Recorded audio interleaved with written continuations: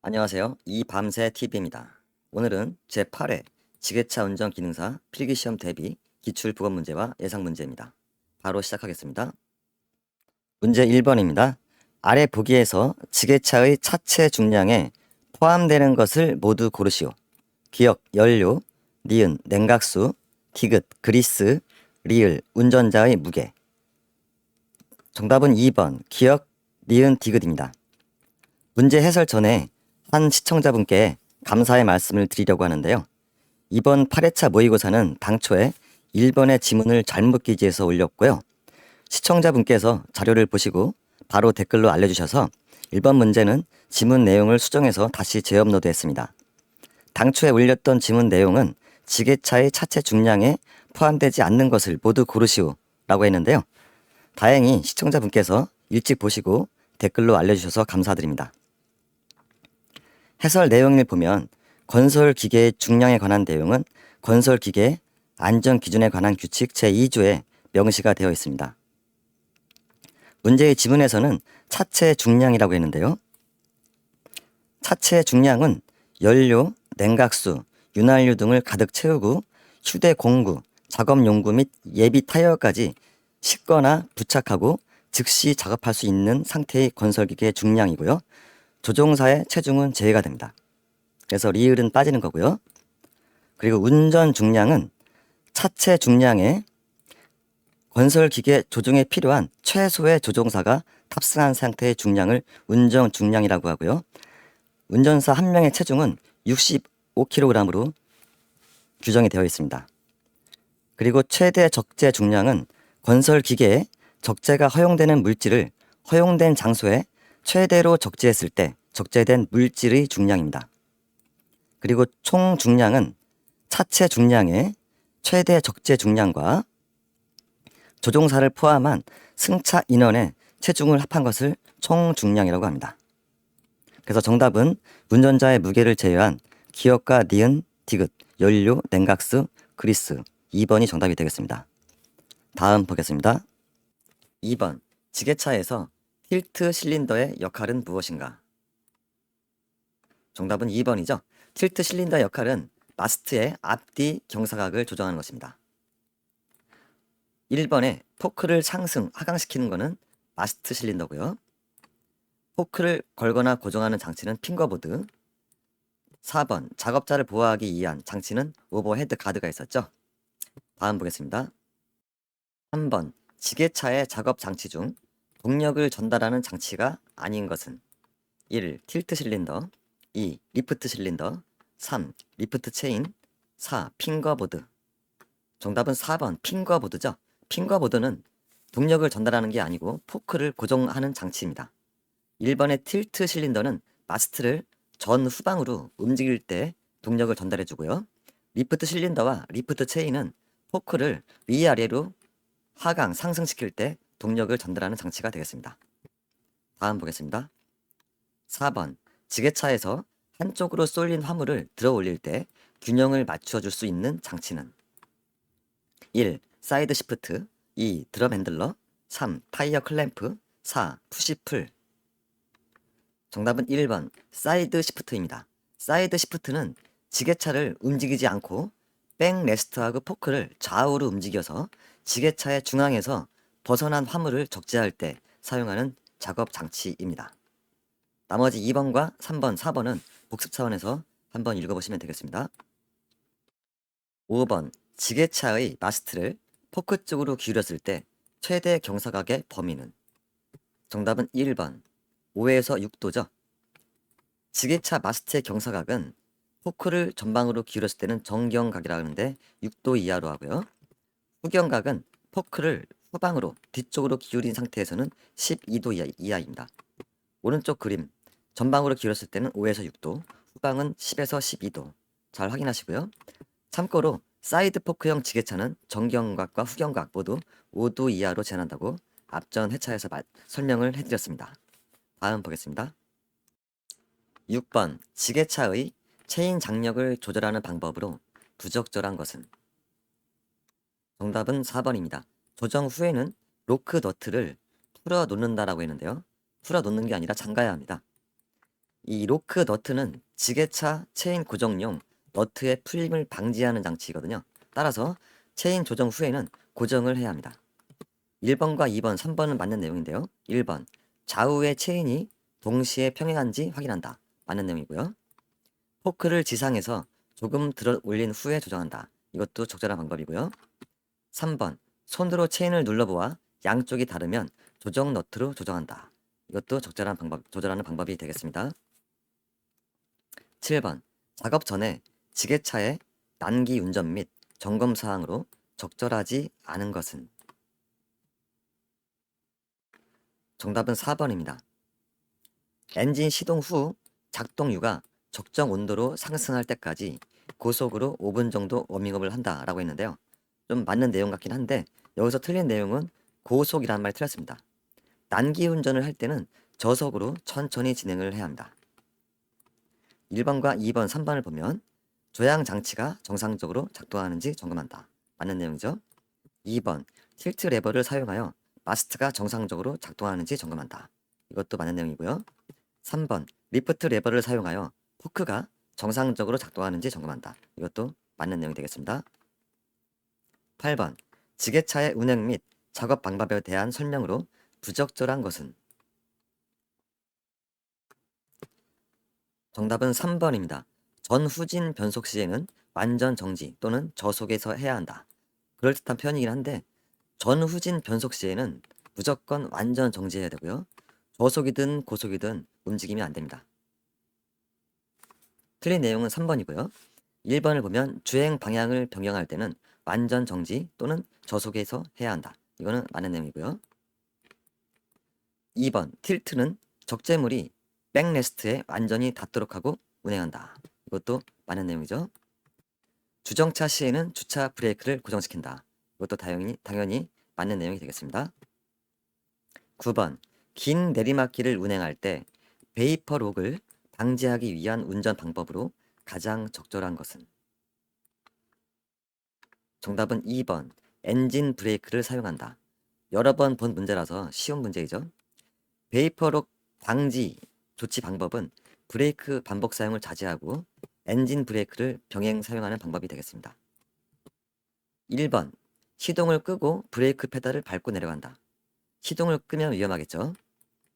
2번 클러치를 밟고 브레이크 페달을 계속 밟아 속도를 조절하며 내려간다. 이거는 아주 엉뚱한 그런 조작 방법이고요. 4번 변속 레버를 중립으로 놓고 브레이크 페달로 속도 조절을 하며 내려간다. 이것도 틀린 방법입니다. 내리막길을 내려갈 때 변속 레버를 중립에 두면 굉장히 위험할 수가 있고요. 변속 레버를 저속에 놓는 게 좋습니다. 다음 보겠습니다. 10번 다음 중 피스톤과 실린더 사이에 간극이 클 때 나타나는 현상으로 올바른 것은? 정답은 3번 엔진 오일 소비량이 증가한다 이죠. 피스톤 간극에 대한 문제는 몇 번 살펴보았는데요. 1번 엔진 출력이 증가한다가 아니라 출력이 감소하게 되죠. 2번 엔진의 회전 속도가 증가한다. 이거는 별 관련성이 없어 보이고요. 4번 압축 압력이 증가한다. 증가하는 게 아니라 감소하게 됩니다. 다음 보겠습니다. 11번 다음 중 디젤 기관에서 밸브의 개폐를 돕는 것은? 정답은 1번 로커 암입니다. 기출문제인데요. 로커 암은 엔진 내부의 밸브를 열고 닫는 역할을 돕는 부품이고요. 실린더 헤드 윗부분에 있습니다. 밸브의 개폐를 돕는 것은 로커 암이다. 이렇게 그냥 암기하시기 바랍니다. 12번 다음 중 여름철에 사용하는 디젤 기관 윤활유의 가장 적절한 점도 지수는? 정답은 4번 SAE 40입니다. SAE는 미국 자동차 기술 협회라고 했고요. 엔진 오일의 점도에 따라서 분류를 하는데 일반적으로 여름철에는 SAE 40을 많이 쓰고요. 겨울철에는 SA 20을 사용합니다. 다음 보겠습니다. 13번 다음 중 디젤 기관에서 발생하는 노킹 현상의 원인으로 보기 어려운 것은? 정답은 4번 연료의 세탄가가 높을 때라고 했는데요. 연료의 세탄가가 높으면 노킹 현상이 오히려 줄어들 수가 있습니다. 1번과 2번, 3번은 노킹 현상의 원인으로 볼 수 있는데요. 노킹 현상은 주로 착화 지연 기간이 길 때 나타나는데 연소 분사 압력이 낮고 연소실의 온도가 낮을 때 착화 지연 기간이 길어지면서 노킹 현상이 발생할 수가 있겠습니다. 디젤 노크에 대한 내용은 여러 번 다뤘기 때문에 다음 넘어가겠습니다. 14번 다음 중 엔진의 열 역학적 사이클에 의한 유형 중 일정한 최적 상태에서 연소가 되는 것은? 정답은 1번 정적 사이클입니다. 정적 사이클은 오토 사이클이라고도 하고요. 일정한 최적 상태에서 연소되는 거고요. 2번의 정압 사이클은 일정한 압력 상태에서 연소되는 것. 이렇게 기억하시면 되겠습니다. 다음 보겠습니다. 15번 다음 중 디젤 기관에 사용되는 과급기의 주된 기능으로 가장 적합한 것은? 정답은 3번 출력의 증대이죠. 과급기는 엔진 효율과 연소 효율을 높여서 출력을 증대시키는 기능이 주된 기능입니다. 다음 보겠습니다. 16번 디젤 연료의 세탄가에 대한 설명으로 가장 부적절한 것은? 정답은 1번입니다. 세탄가가 높으면 착화가 지연된다고 했는데 착화가 지연되는 게 아니라 착화가 수월하게 됩니다. 2번 세탄가가 높으면 연소 효율이 증가한다. 맞는 내용이고요. 세탄가가 낮으면 연소가 지연된다. 맞는 내용이죠. 디젤 연료의 착화성을 정량적으로 표시한 수치가 세탄가이다. 이것도 맞는 내용이 되겠습니다. 17번 다음 중 건식 공기청정기의 특징으로 가장 적절한 것은? 정답은 3번입니다. 작동이 불량하면 실린더가 마모될 수 있다. 당연히 맞는 내용이고요. 1번 윤활유를 이용하여 불순물을 제거한다. 이거는 습식이죠. 습식 공기청정기의 특징이고요. 유지비가 많이 들어간다. 많이 들어가는 게 아니라 유지비가 적게 들어가고요. 4번 여과제를 세척할 수 있다. 이건 틀린 내용입니다. 건식 공기청정기는 여과제나 여과제를 사용하는데요. 여과제를 세척해서 사용할 수가 없습니다. 교체를 해야 됩니다.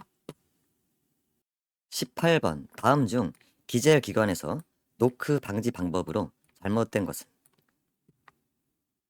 정답은 1번이죠. 압축비를 낮게 한다고 했는데 낮게 하는 게 아니라 압축비를 높게 해야 합니다. 2번 착화성이 좋은 연료를 사용한다. 이거는 디젤 노크 방지 방법으로 좋은 방법이고요. 3번 온도 실평 온도를 높게 유지한다. 이것도 맞는 내용이고요. 4번 착화 기간 중에 분사량을 적게 한다. 이것도 당연히 맞는 내용이 되겠습니다. 19번 다음 중 방향 지시 등의 한쪽 등이 빠르게 전멸하고 있을 때 운전자가 가장 먼저 점검하여야 할 곳은? 정답은 당연히 2번 전구입니다. 방향 지시 등의 한쪽 방향이 빠르게 깜빡일 때는 해당 전구를 먼저 확인을 해야 되고요. 그 다음에 전구에 이상이 없을 때는 퓨즈나 릴레이, 배선 같은 전기 계통을 점검하면 됩니다. 다음 보겠습니다. 20번 다음 중 타이어의 구조에 대한 설명으로 적절하지 않은 것은? 정답은 4번이고요. 트레드 손상이 카커스에 전달되는 것을 방지하는 부분은 비드이다라고 했는데요. 이 비드는 타이어가 휠과 연결이 되는데 휠과 연결되는 림 부분하고 빠지는 것을 방지하는 부분이고요. 트레드 손상이 카커스에 전달되는 것을 방지하는 부분은 브레이커입니다. 브레이커이고요. 1번 노면과 접촉되는 부분은 트레드이다. 맞는 내용이죠. 트레드이고요. 3번 트레드가 마모되면 제동 성능이 떨어진다. 이것도 맞는 내용이고요. 3번 고무로 피복된 코드를 여러 겹으로 겹친 층으로 골격을 이루는 부분은 카커스이다. 예, 맞는 내용이 되겠습니다. 다음 보겠습니다. 21번 납산 축전지를 급속 충전할 때 주의사항으로 가장 적절한 것은? 정답은 1번입니다. 가능한 충전 시간을 짧게 한다. 맞는 내용이죠. 급속 충전은 축전지에 나쁜 영향을 주기 때문에 자주 사용하지 않고요. 그리고 충전 시간을 가능한 짧게 하는 게 좋습니다. 2번 접지 케이블은 연결한 상태에서 충전한다 라고 했는데요. 분리한 상태에서 해야 되고요. 3번 충전 전류는 축전지 용량과 동일하게 해야 한다고 했는데 이거는 축전지에 매우 안 좋은 영향을 줄 수가 있습니다. 급속 충전 시에는 축전지 용량의 0.3배에서 0.5배이죠.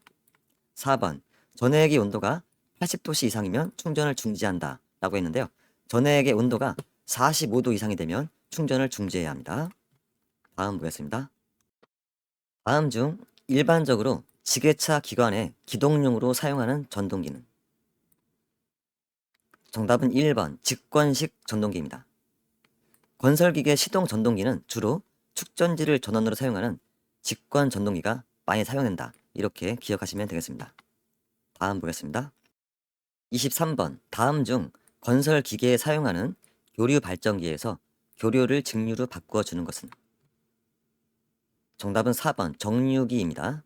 교류 발전기에서 정류기는 다이오드라고도 하고요. 교류를 직류로 바꾸어서 출력을 하고 역류를 방지하는 기능이 있습니다. 나머지 내용은 필요하시면 읽어보시면 되겠습니다. 24번 다음 중 실드 빔식 전조등에 대한 설명으로 적절하지 않은 것은? 정답은 4번입니다. 필라멘트를 갈아 끼울 수 있다라고 했는데요.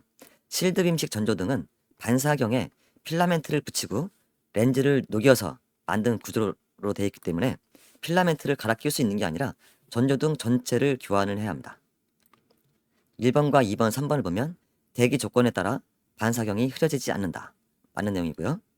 2번 내부에 불활성 가스가 들어있다. 맞는 내용이고요. 3번 사용에 따른 광도의 변화가 적다. 이것도 맞는 내용이 되겠습니다. 실드 빔식 전조등은 필요하시면 아래 내용을 읽어보시면 되겠습니다. 25번 다음 중 클러치식 지게차에서 클러치판의 비틀림 코일 스프링의 역할은? 정답은 3번 클러치 작동 시 충격 흡수입니다. 클러치판은 디스크라고도 하고요. 부속이 비틀림 코일, 그리고 쿠션 스프링, 페이싱 등이 있는데요. 비틀림 코일은 클러치가 작동할 때 충격을 흡수하는 역할을 하고요. 그리고 쿠션 스프링은 편마모 방지 및 진동 완화 기능을 하고, 페이싱은 고무나 합성 수지 등의 마찰제를 통해서 마찰력을 높이는 기능을 합니다. 다음 보겠습니다. 26번 다음 중 지게차의 추진축이 회전할 때 발생하는 진동을 방지하기 위해 설치하는 부품은? 정답은 1번 밸런스 웨이트입니다. 지게차의 추진측에서 2번 자재 이음은 각도 변화에 대응하고, 3번 슬립 이음은 길이 방향의 변화에 대응한다고 했죠. 그리고 밸런스 웨이트는 추진축의 진동 방지 역할을 합니다. 다음 보겠습니다. 27번 지게차가 무부하 상태에서 최대 조향각으로 서행할 때 차체의 가장 바깥 부분이 그리는 원의 반지름은 무엇인가? 정답은 1번 최소 선의 반지름입니다. 무부하 상태에서 최대 조향각으로 진행할 경우에 차체의 가장 바깥 부분이 그리는 반지름을 최소 선의 반지름이라 한다. 이렇게 기억을 하시면 되겠습니다. 28번 지게차에서 일반적으로 채택하고 있는 제동 방식은 어느 것인가? 정답은 1번 유압식이죠. 유압식 브레이크입니다. 유압식 브레이크는 브레이크 페달을 밟으면 마스터 실린더에서 유압이 발생해서 제동력이 전달되는 방식이고요. 승용차나 트럭 등 일반 차량에서 널리 사용하는 방식입니다. 29번 타이어식 건설 기계에서 조향 바퀴의 얼라인먼트 중 캠버의 필요성에 대한 설명으로 잘못된 것은? 정답은 4번인데요. 조향 시 핸들이 복원력을 확보한다. 이거는 캠버가 아니라 휠 얼라인먼트 3요소 중에 캐스터에 대한 내용입니다. 캠버는 바퀴를 앞에서 봤을 때 기울기이고요. 균형 잡힌 접지력과 조향 안정성 확보를 위해서 조정을 하고요. 1번과 2번, 3번을 보면 앞 차축의 힘을 적게 한다. 많은 내용이고요. 접지력과 조향의 안정성을 확보한다. 이것도 캠버의 필요성이고요. 하중을 받을 때 바퀴의 아래쪽이 바깥쪽으로 벌어지는 것을 방지한다. 이것도 캠버의 필요성이 되겠습니다. 30번 다음 중 건설 기계에 사용되는 유압 실린더 작용은 어떠한 것을 응용한 것인가? 정답은 4번 파스칼의 원리죠. 유압 장치의 기본 원리는 파스칼의 원리를 기초로 하고 있고요. 유압 실린더도 파스칼의 원리를 응용한 것입니다. 다음 보겠습니다. 31번. 다음 중 유압 작동류의 점도가 높을 때의 특징으로 알맞은 것은? 정답은 1번입니다. 내부 마찰 증가로 인해서 온도가 상승한다. 점도가 높을 때의 특징이죠. 나머지 2번과 3번, 4번은 점도가 낮을 때의 특징입니다. 유압 작동류의 점도가 낮을 때는 오일 누설이 증가하고요. 펌프의 용적 효율이 저하되고 유압 감소로 인해서 압력 유지가 곤란해집니다. 점도가 높을 때와 낮을 때의 문제는 필요하신 분은 한번 더 읽어보시기 바랍니다. 32번. 다음 유압 펌프의 용어 중 GPM이 뜻하는 의미는? 1. 분당 토출하는 작동류의 양. 2. 계통 내에서 형성되는 압력의 크기. 3. 흐름에 대한 저항. 4. 독동 실린더의 치수. 정답은 1번. 분당 토출하는 작동류의 양입니다. GPM은 갤런스 퍼 미니트라고 해서 분당 갤런이고요. 유압 펌프의 토출량은 단위는 GPM 또는 RPM을 사용합니다. 다음 보겠습니다. 33번. 다음 중 플런저식 유압 펌프의 장점으로 적합한 것은? 정답은 1번. 수명이 길고 촉구압이 가능하다입니다. 플런저 펌프는 실린더 내에서 플런저의 왕복 운동에 의해서 작동률을 흡입하고 다시 작동률을 토출해내는 것에 의해서 펌프가 작동하고요. 기어 펌프나 베인 펌프에 비해서 고압이나 고속이 가능합니다. 2번과 3번, 4번은 다 틀린 내용인데요.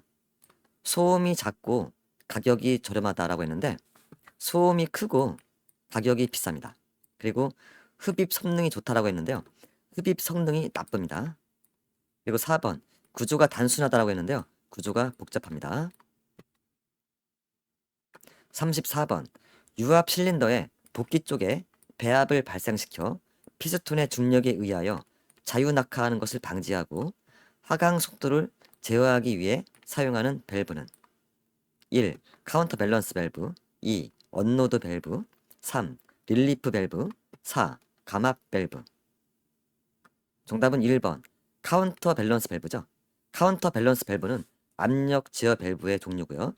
유압 실린더의 복귀 쪽에 배압을 발생시켜서 피스톤이 중력에 의해서 자유낙하하는 것을 방지하고 하강 속도를 제어하기 위해서 사용하는 것이 카운터 밸런스 밸브입니다.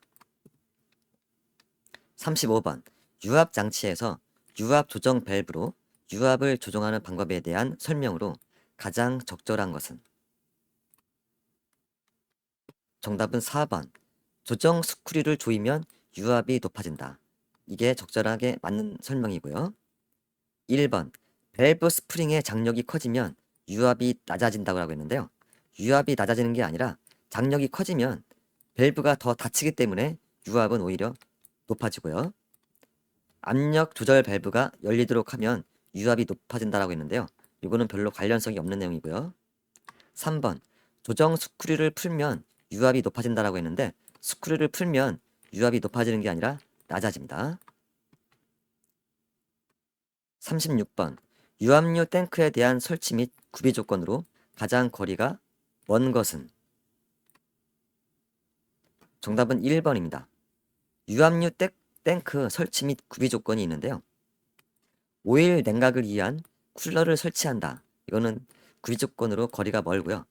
보통 오일 쿨러는 릴리프 밸브의 베이포트 관로 또는 유압 회로의 복기관, 제어 밸브와 탱크 사이에 설치가 되고요. 2번과 3번, 4번은 맞는 내용인데요. 2번, 오일에 이물질이 혼입되지 않도록 밀폐되어야 한다. 맞는 내용이고요. 드레인 밸브, 배출 밸브 및 유명계를 설치한다. 당연히 맞는 조건이고요. 4번, 적당한 크기의 주유구 및 스트레이너를 설치한다. 이것도 맞는 내용이 되겠습니다. 37번, 다음 중 유압 장치에서 오일의 거품이 생기는 원인으로 가장 적합한 것은? 정답은 3번. 오일실이 손상되었을 때입니다. 오일 노출을 막아주는 오일실이 손상이 되면 오일이 새거나 공기가 유입되어서 거품이 생기는 원인이 되겠습니다. 다음 보겠습니다. 38번 유압 장치의 방향 제어 밸브에 대한 설명으로 부적절한 것은? 정답은 4번입니다.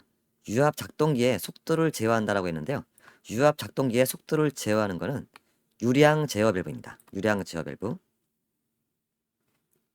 1번 유체의 흐름의 방향을 조절한다. 방향 제어 밸브에 대한 맞는 설명이고요. 종류는 체크 밸브, 셔틀 밸브, 감속 밸브 등이 있다. 이것도 맞는 내용이죠. 작동류의 흐름을 한쪽으로만 통과시키는 것은 체크 밸브이다. 이것도 맞는 내용이 되겠습니다. 필요하신 분은 내용을 한번 읽어보시기 바랍니다. 39번 다음 유압 기호 중 스톱 밸브를 나타내는 기호는? 정답은 1번. 1번 모양이 스톱 밸브입니다. 그리고 2번의 기호는 냉각기이고요. 3번의 그림은 필터, 그리고 4번의 야구공 모양은 유량계가 되겠습니다. 다음 보겠습니다. 40번 다음 중 건설 기계의 범위에 해당하지 않는 것은? 1. 콘크리트 피니셔. 2. 콘크리트 살포기. 3. 콘크리트 믹서 트럭. 4. 콘크리트 진동기. 정답은 4번 콘크리트 진동기입니다. 콘크리트 진동기는 콘크리트가 빨리 굳게 하기 위해서 사용하는 그런 장비 정도로 인식을 하면 되고요. 나머지 1번과 2번, 3번은 건설기계의 범위에 해당이 되겠습니다.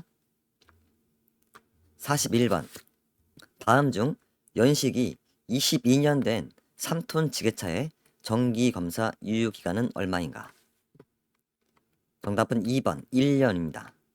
지게차는 1톤 이상인 경우에 20년 이하는 2년, 20년이 초과한 경우에는 1년이 되겠습니다.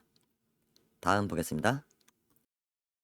42번 건설기계의 등록 번호표에 반납 사유가 발생한 경우 소유자는 며칠 이내에 반납해야 하는가? 정답은 3번 10일 이내입니다. 건설기계의 소유자는 건설기계가 등록이 말소되거나 하는 등의 반납 사유가 발생한 경우에는 10일 이내에 반납을 해야 합니다.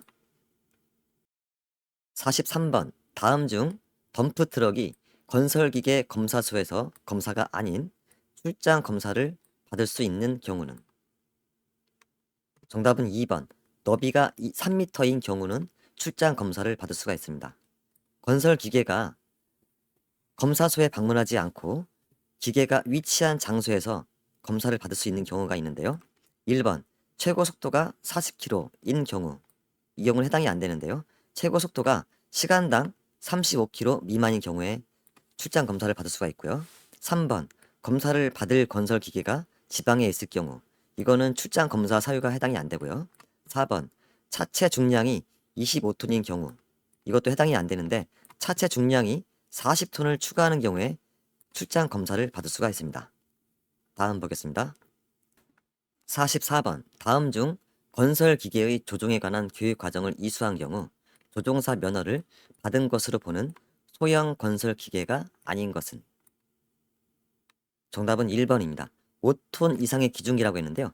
기중기는 중량에 관계없이 조종사 면허를 정식으로 취득을 해야 운전을 할 수가 있고요. 2번과 3번, 4번 3톤 미만의 굴삭기나 5톤 미만의 불도저, 3톤 미만의 지게차는 소형 건설 기계로 지정이 되어서 교육과정을 이수하면 조종사 면허를 받을 수가 있습니다. 다음 보겠습니다. 45번 다음 중 건설기계 구조 변경 검사 또는 수시 검사를 받지 않은 자에 대한 벌칙은? 정답은 1번 1년 이하의 징역 또는 1천만 원 이하의 벌금입니다. 구조 변경 검사 또는 수시 검사를 받지 않은 자는 1년 이하의 징역 또는 1천만 원 이하의 벌금이 되겠습니다. 46번 도로교통법상 차마의 운전자가 도로의 중앙이나 좌측 부분을 통행할 수 있는 경우가 아닌 것은? 정답은 4번이죠. 운전자가 적절히 판단해서 통행하는 경우는 당연히 해당이 안 되고요. 도로의 중앙이나 좌측 부분을 통행할 수 있는 경우는 도로교통법에서 규정을 하고 있는데요. 1번 도로의 파손으로 도로의 우측 부분을 통행할 수 없는 경우 해당이 되고요. 2번 도로 우측 부분의 폭이 차량의 통행에 충분하지 아니한 경우 이것도 해당이 되고요. 3번 도로 우측 부분의 폭이 6m가 되지 않은 도로에서 다른 차를 앞지르는 경우 이것도 해당이 되겠습니다. 다음 보겠습니다. 47번 도로에 눈이 20mm 이상 쌓인 경우에 얼마를 감속 운행해야 하는가? 정답은 3번 최고 속도의 100분의 50입니다. 감속 운행 기준은 최고 속도의 20% 감속 그리고 최고 속도의 50% 감속 두 가지가 있는데요. 눈이 20mm 이상 쌓인 경우에는 최고 속도의 100분의 50으로 감속 운행을 해야 합니다. 다음 보겠습니다. 48번 도로교통법상 건널목을 통과하다가 고장으로 차를 운행할 수 없게 된 경우에 조치사항으로 부적절한 것은? 정답은 4번입니다. 현장을 보존하고 경찰 공무원에게 신고하여야 한다 라고 되어 있는데요. 현장을 보존한다는 말은 좀 잘못되었고요. 1번과 2번, 3번을 보면 1번 먼저 즉시 승객을 대피시켜야 하고요. 비상 신호기 등을 사용해서 철도 공무원이나 경찰 공무원에게 알려야 하고요. 차를 건널목 밖으로 이동시켜야 합니다. 49번 도로교통법상 주차 금지 장소에 해당되는 것은? 정답은 1번입니다. 도로공사 구역의 양쪽 가장자리로부터 5m 이내는 주차 금지 구역입니다. 2번과 3번, 4번을 보면 2번 교차로의 가장자리로부터 10m 이내라고 되어 있는데요. 10m가 아니라 5m 이내고요. 도로 모퉁이로부터 10m 이내라고 되어 있는데요. 5m 이내고요. 4번 건널목의 가장자리로부터 15m 이내라고 되어 있는데 10m 이내가 되겠습니다. 다음 보겠습니다. 50번 다음의 3방향 도로명 표지에 대한 설명으로 잘못된 것은? 1. 현재 주행 중인 도로는 개종로이다. 2. 차량을 계속 직진하면 대전 IC로 갈 수 있다. 3. 대전지방국세청으로 가려면 좌회전해야 한다. 4. 차량을 계속 진행하면 개종로이다. 정답은 1번이 잘못된 내용입니다. 현재 주행 중인 도로는 개종로이다 라고 했는데요. 주행 중인 도로가 아니라 진행 방향의 앞에 가로로 놓인 도로가 개종로이다. 이렇게 표현이 되어야 합니다. 2번 차량을 계속 직진하면 대전 IC로 갈 수 있다. 맞는 내용이고요. 3번 대전지방국세청으로 가려면 좌회전해야 한다. 이것도 맞는 내용이고요. 차량을 계속 진행하면 개종로이다. 이게 맞는 내용이 되겠습니다. 1번 현재 진행 중인 도로는 개종로이다. 이거는 틀린 내용이고요. 진행 방향의 앞에 가로로 놓인 도로가 개종로이다. 이거를 잘 기억하시기 바랍니다. 51번 다음 중 D급 화재의 특징으로 가장 적절한 설명은 어느 것인가? 정답은 4번입니다. D급 화재는 금속성 화재이죠. 4번에 보면 고온에서 자체 연소가 가능하며 물과 반응하여 폭발 위험이 있다. 이거는 D급 화재의 특징이 되겠습니다. 1번 목재, 종이, 섬유 등 일반적인 가연물이 연소하며 재가 남는다. 이거는 A급 화재고요. 2번 휘발유 등 유류 화재로 재가 거의 남지 않는다. 이거는 B급 화재죠. 3번 변압기 등 정기적인 요인으로 발생하는 화재이다. 정기성 화재. 3번은 C급 화재가 되겠습니다. 52번 다음 중 하인리히의 안전사고 예방 원리 5단계를 순서대로 올바르게 나열한 것은? 정답은 2번입니다. 먼저 안전관리 조직을 구성하고요. 그리고 사업장 특성에 적합한 조직을 통해서 사실이 발견은 불안전한 요소를 발견하고요. 다음은 불안전한 요소를 분석에 의해서 사고의 원인을 찾는 평가 작업이 필요하고요. 다음은 효과적인 개선 방법을 선정하는 시정책의 선정이 필요하고요. 다음은 시정책의 적용으로 사고를 예방하는 이렇게 5단계가 되겠습니다. 아래 내용은 필요하신 분은 읽어보시면 되겠습니다. 53번 인력으로 중량물을 운반할 때 발생할 수 있는 재해와 가장 거리가 먼 것은 1. 낙하 2. 협착 3. 감전 4. 충돌. 정답은 3번 감전이고요. 생각하기에 따라서 다르게 판단할 수도 있는데 기출문제에서는 정답은 감전이었고요. 사람이 인력으로 중량물을 화물을 운반할 때 낙하, 협착, 충돌 사고가 발생할 수 있다고 보고요. 감전은 아니었습니다. 다음 보겠습니다. 54번 건설기계 조종 중에 교량을 통과해야 할 경우 유의사항으로 부적절한 것은 정답은 4번 가능한 신속하게 통과한다 라고 되어 있는데요. 교량을 통과할 때는 교량의 폭이나 높이, 허용 하중을 확인을 해야 하고요. 그리고 중량물을 실은 경우에는 특히 서행을 해야 합니다. 1번 교량의 폭을 확인한다. 유의사항으로 맞는 내용이고요. 교량의 통과 하중을 확인한다. 이것도 유의사항으로 맞는 내용이고 3번 건설기계의 무게와 화물 중량을 확인한다. 이것도 맞는 내용이 되겠습니다. 55번 다음 중 작업장 안전관리에 대한 설명으로 잘못된 것은 정답은 4번이고요. 기름이 묻은 작업복이나 걸레 등은 나무 상자에 넣어 보관한다 라고 되어 있는데요. 기름이 묻은 경우에는 화재 위험이 있기 때문에 철제나 절연성 상자에 넣어서 보관을 해야 하고요. 1번 전원 콘센트나 스위치에 물을 뿌리지 않는다. 이것도 안전관리에 당연히 맞는 내용이고요. 밀폐된 공간에서는 장비 시동을 걸지 않는다. 이것도 맞는 내용이 되겠고요. 기계 장비 사이의 통로는 안전을 위해 통로를 확보한다. 이것도 당연히 안전관리에 맞는 내용이 되겠습니다. 56번 산업안전보건 표지에서 금지 표지의 색은 정답을 보면 1번입니다. 금지 표지는 출입금지나 보행금지 8가지가 있는데요. 바탕은 흰색이고요. 그리고 기본 모형은 적색이고 그림 안에 있는 그림은 검정색이 되겠습니다. 정답은 1번 바탕은 흰색, 기본 모형은 적색, 그림은 검정색이 되겠습니다. 57번 다음 그림에서 산업안전보건 표지가 나타내는 것은 무엇인가?